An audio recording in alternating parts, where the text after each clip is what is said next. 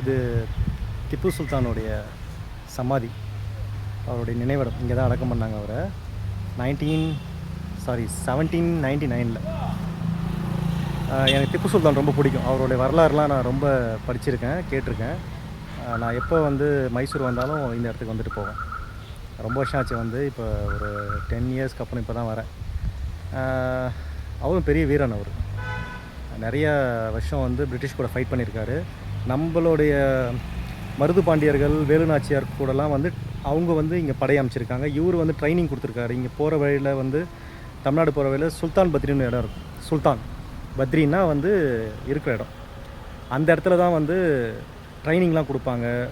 இந்த ஏரியா ஃபுல்லாகவே வந்து இவங்களுடைய ஒரு ராஜ்யம்தான் இருந்துச்சு. பிரிட்டிஷ் கூட நிறைய வருஷம் சண்டை போட்டாங்க. இந்த மைசூரை சுற்றி வந்து அவங்களால அட்டாக் பண்ணவே முடியல திப்பு சுல்தானை. நம்ம கட்டபொம்மனுக்கு எட்டப்பன்னு சொல்லிட்டு ஒரு துரோகி இருந்தான்ல, எல்லா கதையிலையுமே ஒரு துரோகி இருப்பாங்க.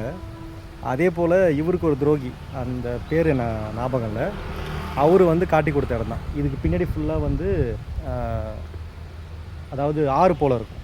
இந்த வழியில் வந்தால் அட்டாக் பண்ணலான்னு சொல்லி காட்டி கொடுத்து இந்த வழியாக வந்து பிரிட்டிஷ் உள்ளே வந்து இந்த இடத்துல அவர் ஷூட் பண்ணாங்க.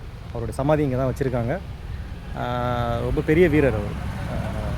எனக்கு ரொம்ப பிடிக்கும் அவர்.